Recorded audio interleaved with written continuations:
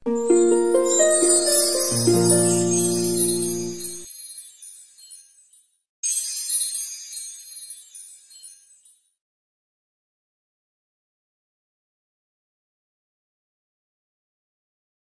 teman-teman semuanya, apa kabar? Semoga senantiasa dalam keadaan sehat selalu dimanapun teman-teman berada.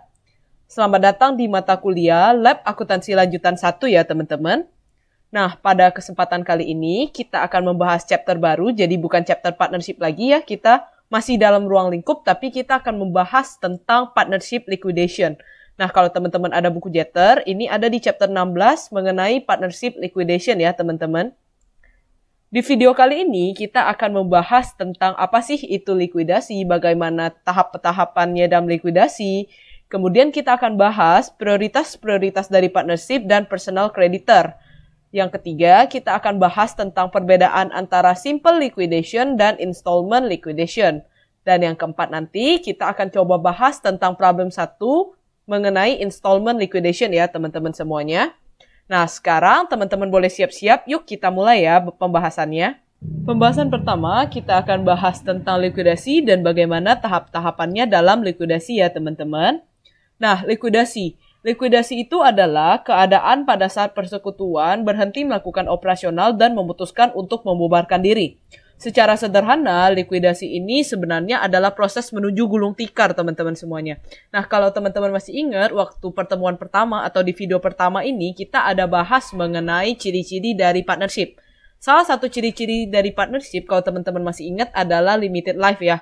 Jadi, kita punya jangka waktu atau umur partnership itu nggak bisa kita prediksi. Biasanya cukup singkat teman-teman. Makanya ketika dia mau melakukan pembubaran diri atau memisahkan diri atau gulung tikar, nah disitulah kita akan melakukan step-step dalam likuidasi itu sendiri teman-teman.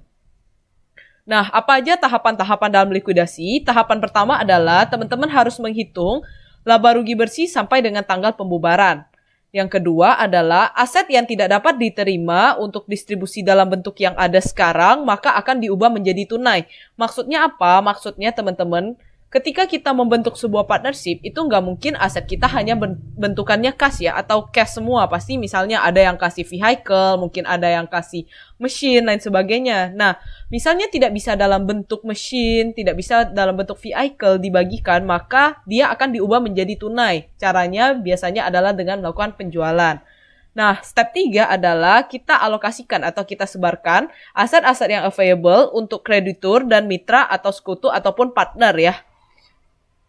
Nah, teman-teman, firma sendiri atau partnership ketika dia mau mengalami likuidasi atau dalam tahapan likuidasi, tentunya dia ada prioritas-prioritas yang harus dibayarkan terlebih dahulu oleh si firma.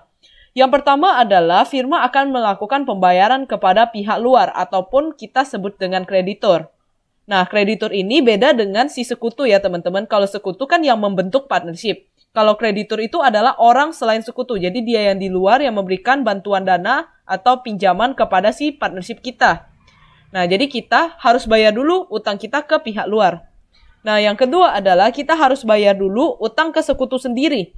Nah, misalnya aja kalau teman-teman ingat kita ada pernah jurnal loan from Hihi misalnya atau Hihi loan. Jadi ibaratnya kita pinjam duitnya ke sekutu kita sendiri. Maka ketika likuidasi, yang kedua prioritas pembayaran adalah kita harus bayar utang ke sekutu kita sendiri.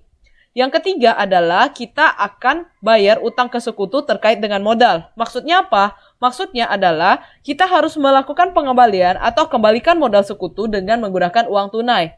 Dan yang keempat adalah kita akan melakukan pembayaran atau utang ke sekutu terkait keuntungan. Tapi teman-teman, keuntungan ini jarang banget terjadi. Kenapa? Karena ketika likuidasi, kita akan melakukan konversi aset non-cash, itu kan dalam waktu singkat. Bayangin teman-teman, kalau kita punya bangunan gitu. Gak mungkin dalam waktu singkat kita mau jual yang gak selamanya bakal untung gitu teman-teman. Jadi, yang keempat, prioritas pembayaran itu jarang terjadi teman-teman.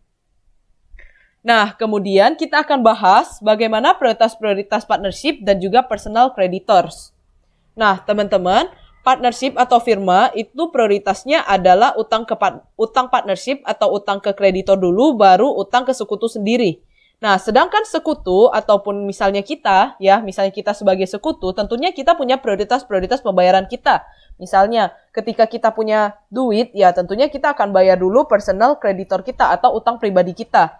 Lalu, yang kedua, kita kalau misalnya ada sisa, kita akan bantu firma untuk bayar utang ke kreditor. Dan yang ketiga, kita harus membantu sekutu lain atau kita membantu sekutu lain yang modalnya itu defisit, teman-teman.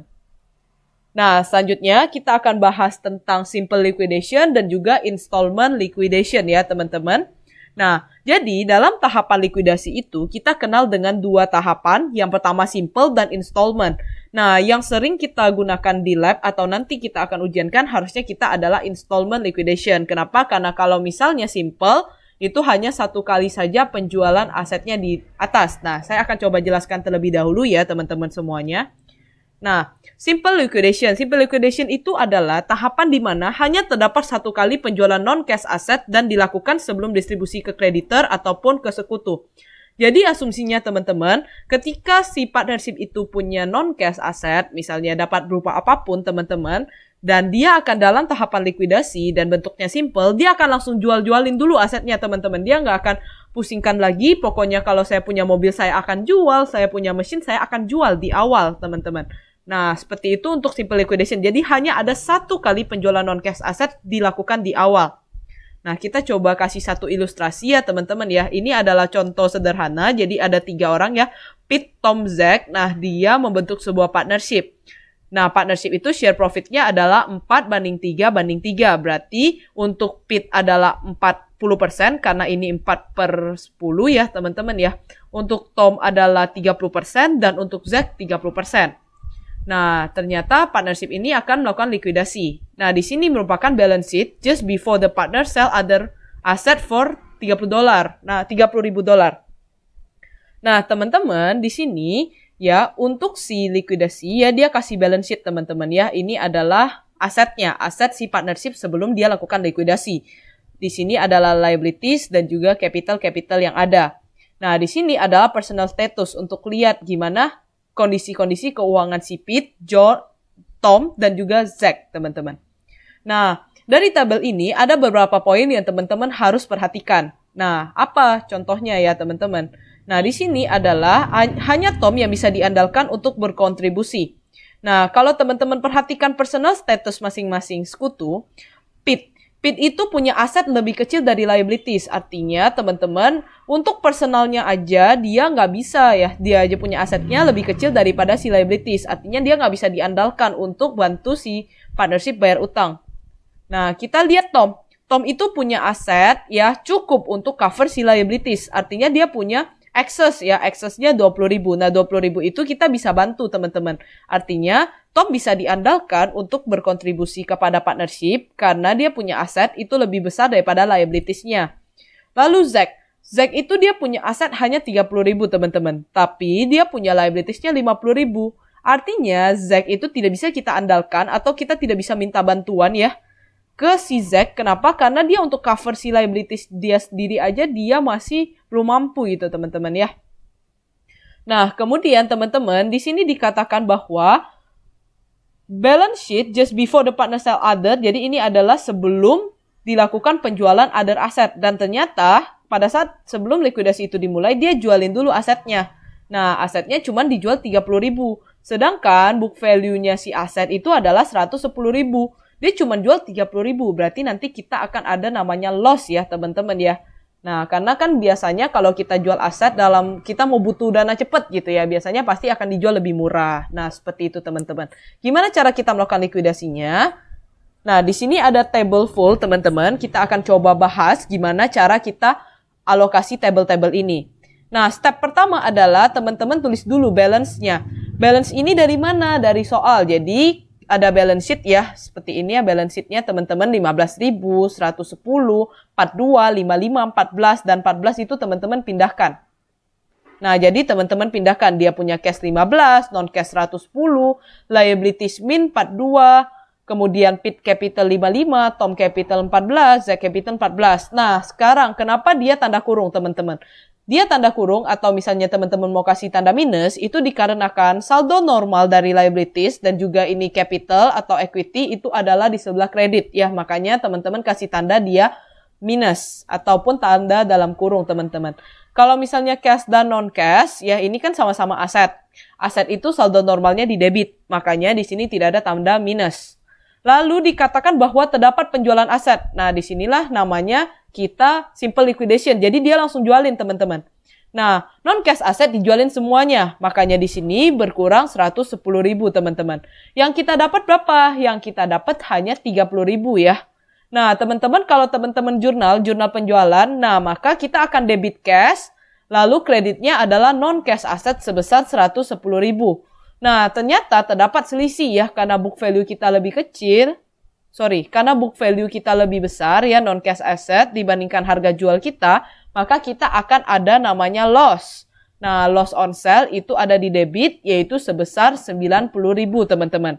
Nah, ingat ya, kalau partnership ada rugi, kita langsung alokasikan ke tiga-tiga si partnernya atau si sekutunya. Nah, 90.000 ini akan kita alokasikan ke si Pete, si Tom, dan juga si Zack, teman-teman. Dengan alokasinya 40% untuk si Pete, untuk Tom 30%, dan untuk Zack 30%. Maka di sini muncullah 32, 24, dan 24 untuk si Pete, Tom, dan juga Zack. Nah, kenapa dia plus? Karena teman-teman ini adalah mengurangi ya, karena kan ini debit ya, karena mengurangi modal si Pete, Tom, dan juga Zack. Makanya di sini adalah tanda plus, teman-teman. Nah, lalu teman-teman totalin dulu nih ke bawah ya. 15 tambah 30 jadi 45, non-cash asetnya udah habis, liabilitiesnya turunin dulu teman-teman. Ini min 55 awalnya kita punya modal, kemudian plus 32 jadi min 23 ya. Kalau di sini punya si Tom, min 14 ditambah 24 jadi 10. Kalau Zack berarti min 14 tambah 24 jadi 10. Nah, sekarang teman-teman, kalau teman-teman tadi ingat, ya, di sini, di total ini, kita bisa ambil kesimpulan sederhana dulu, teman-teman. Jadi, kalau misalnya Pete, itu dia masih oke. Kenapa? Karena dia masih ini di saldo kredit, ya. Jadi, modalnya itu masih di saldo kredit. Tapi, untuk si Tom dan juga si Zack, ini sudah nggak oke lagi, teman-teman. Kenapa? Karena capital balance-nya itu udah positif. Kalau positif, artinya ini sudah bukan lagi di kredit, teman-teman. Tapi, udah di debit.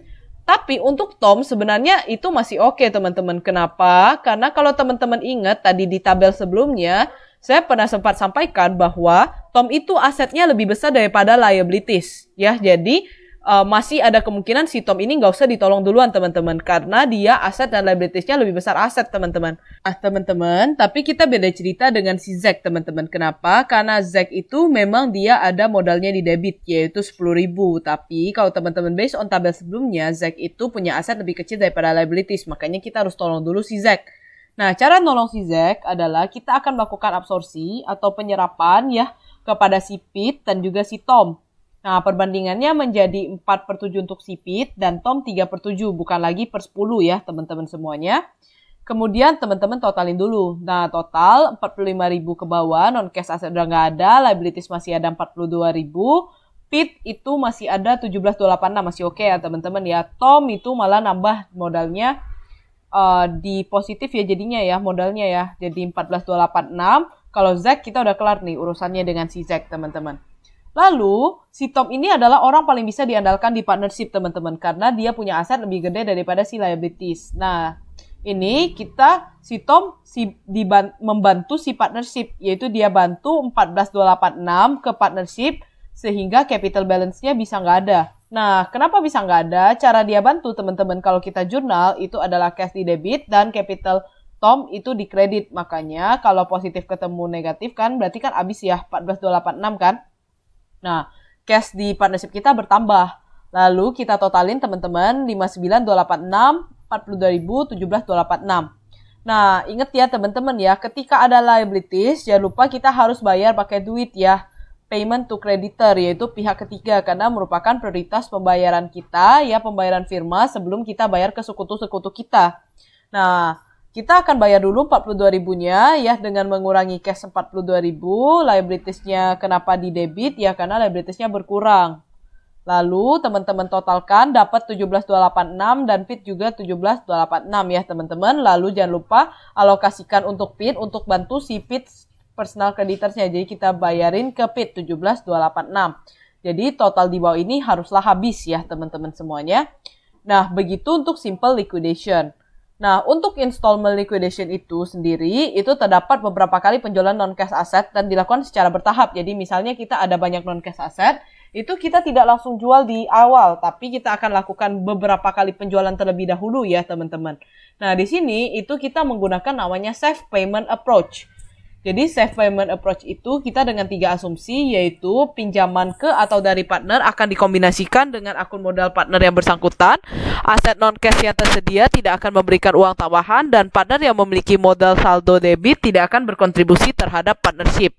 Nah, safe payment schedule atau safe payment approach ini dibuat pada saat adanya pembagian kas dengan tujuan adalah prinsip konservatisme dari akuntansi, yaitu kita harus cepat-cepat akui loss, yaitu kita hati-hati dulu teman-teman terhadap loss. Nah, di situ kita akan alokasikan ke si sekutu-sekutu di partnershipnya kita.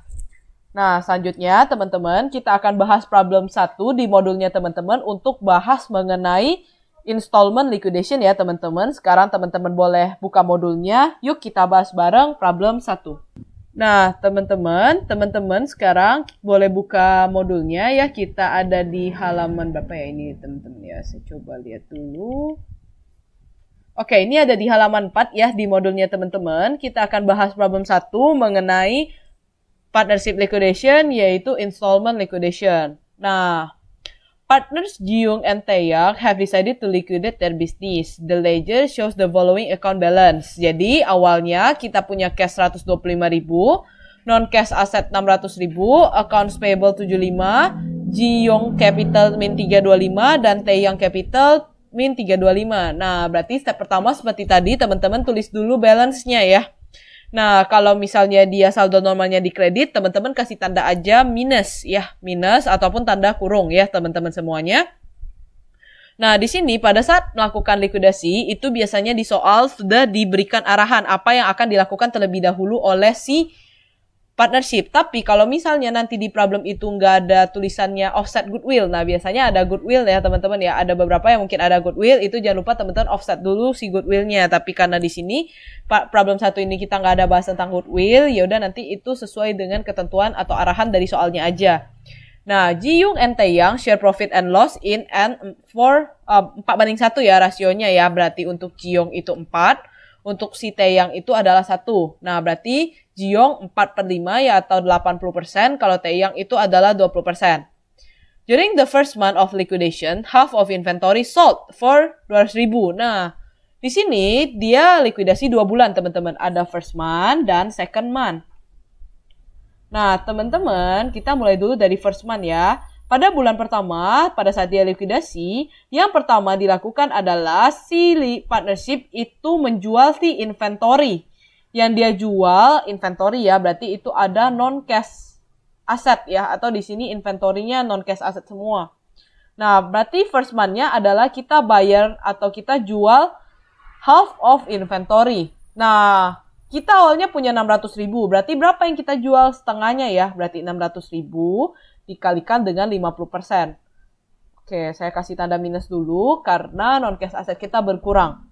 Nah, teman-teman, kita berkurang sebesar 300.000, tapi yang kita dapat duitnya cuma 200.000, teman-teman. Yang kita dapat duitnya cuma 200.000. Kalau teman-teman ingat jurnalnya, berarti kita ada namanya loss. Kenapa? Karena cash yang kita terima itu lebih kecil dibandingkan book value daripada non-cash asset kita. Kita ada loss sebesar 100.000. Nah, loss ini, teman-teman, berarti akan kita alokasikan ke Ji-young dan Tae-young capital. Cara alokasikannya gimana? Teman-teman, cara alokasikannya kita punya loss berapa nih? 100.000 ya. Untuk si Ji-young capital, teman-teman kalikan dengan 4/5. Sedangkan untuk Tae-young capital, 100.000-nya, teman-teman kalikan dengan 1/5. Nah, kenapa di debit? Karena loss. Loss itu akan mengurangi modalnya kita. Modal berkurang di sebelah debit, makanya ini plus ya, teman-teman. Lalu kita sudah selesai untuk sell of inventory. Lalu dia juga bilang, si partnership itu bayar 50.000 accounts payable. Nah, berarti kita akan melakukan pembayaran. Pembayaran accounts payable berarti kita pakai cash-nya si partnership ya. Accounts payable berkurang berarti di sebelah debit. Berarti di sini positif. Nah, cash itu berarti kita tentunya berkurang ya. Berkurangnya juga di sebelah kredit ya kalau cash. Nah, berkurang 50.000. Nah, teman-teman, kemudian teman-teman jangan lupa teman-teman jumlahkan terlebih dahulu ya. Awalnya balance sekian, ada sekian. Kita jumlahkan aja untuk seluruh itemnya ya, teman-teman. Saya coba drag. Nah, awalnya kita punya cash 125, ada penjualan, cash kita nambah, kemudian kita bayar utang, berarti cash kita berkurang. Nah, untuk non-cash aset awalnya punya 600.000, kemudian kita jual setengahnya, berarti non-cash aset kita sisa 300.000. Untuk accounts payable, awalnya kita punya utang 75.000. Kita udah bayar 50.000, sisa utang kita adalah 25.000. Jiong Capital, awalnya kita punya 325, kemudian karena ada loss of inventory ya, jadi tinggal 245. Untuk Taeyang juga demikian, ada 325, karena ada loss, jadi tinggal 20.000. Nah, teman-teman, sekarang, yang harus teman-teman make sure adalah ketika bagian aset dan liabilities equity-nya harus sama. Jadi ini seperti persamaan dasar akuntansi ya. Aset itu kan terdiri dari cash dan non-cash aset. Itu jumlahnya adalah 100.000 ya. Nah, untuk equity dan liabilities-nya juga harus 100.000. Untuk ini, teman-teman make sure kalau dia harus balance. Nah, kemudian teman-teman pada saat selesai first month, kita harus melakukan yang namanya save payment. Ya, jadi save payment itu dibuat pada saat kita mau mengalokasikan kas di akhir bulan.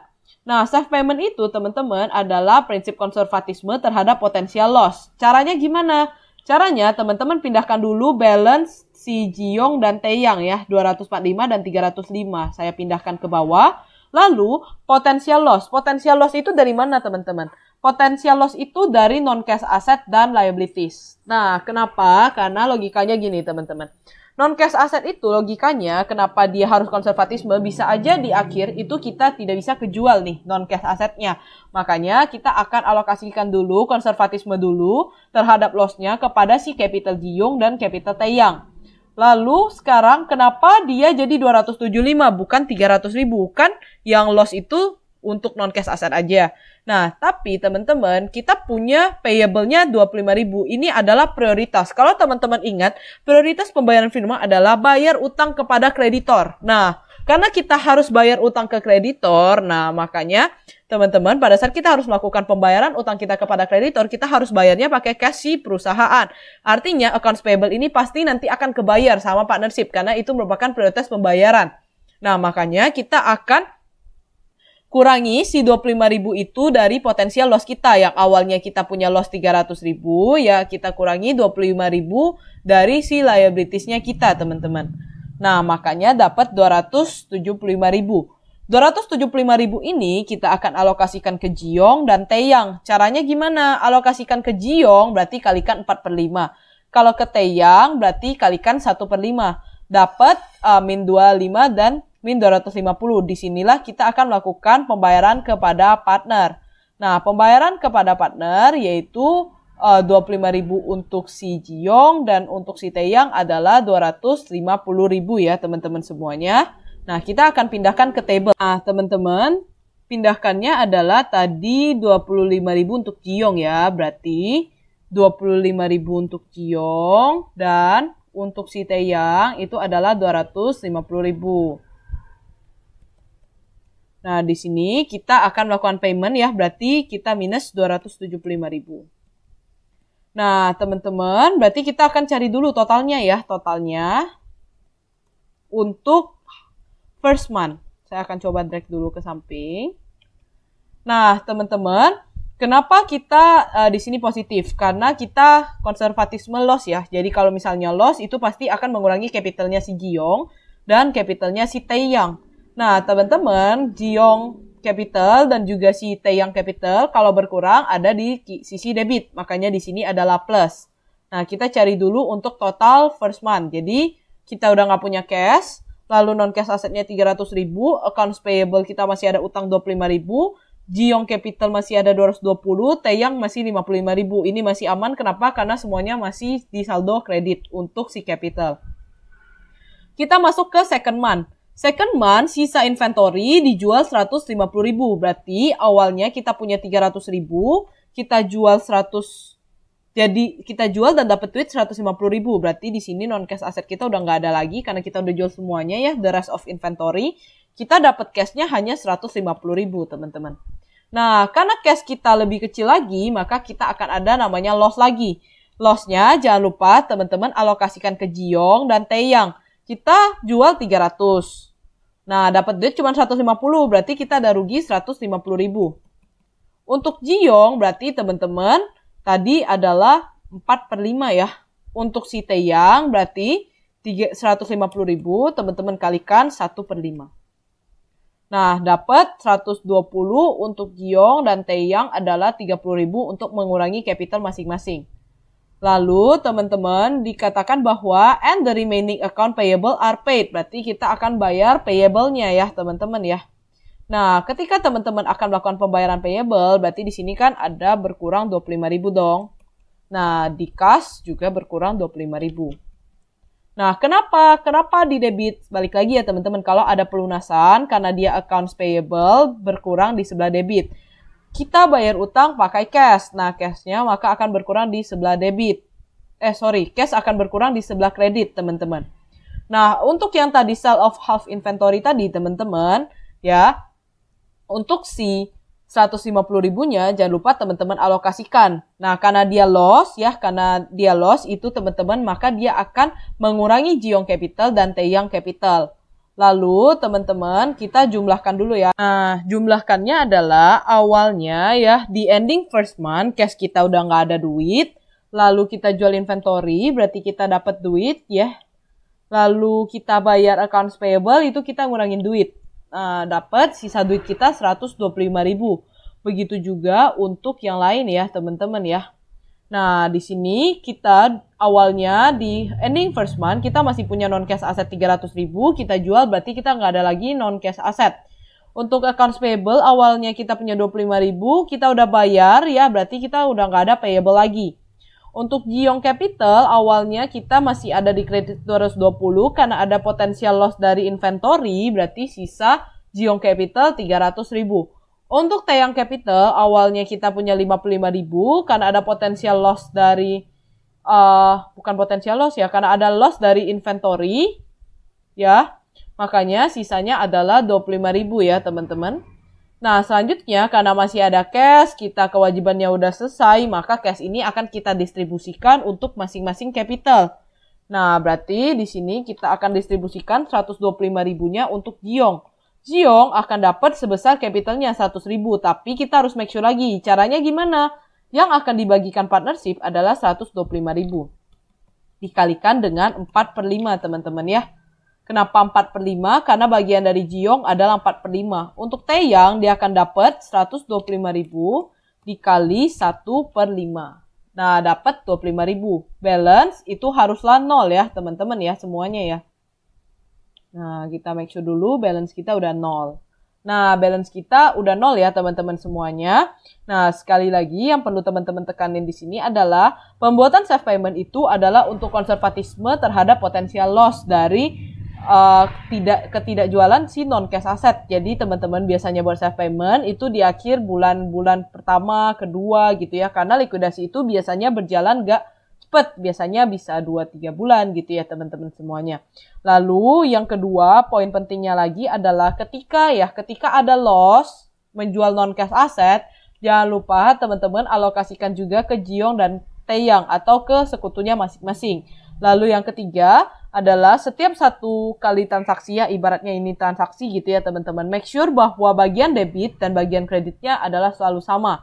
Dan yang terakhir adalah balance di ending pada saat likuidasi itu haruslah 0. Nah teman-teman, demikian video pembahasan mengenai chapter 16 Partnership Liquidation. Terima kasih untuk teman-teman yang sudah menyimak dari awal sampai akhir ya. Jika ada pertanyaan mungkin nanti dapat teman-teman tanyakan langsung ke asisten dosen masing-masing. Nah, thank you teman-teman. Semoga senantiasa dalam keadaan sehat selalu dan sampai ketemu lagi di kesempatan berikutnya, teman-teman. Thank you.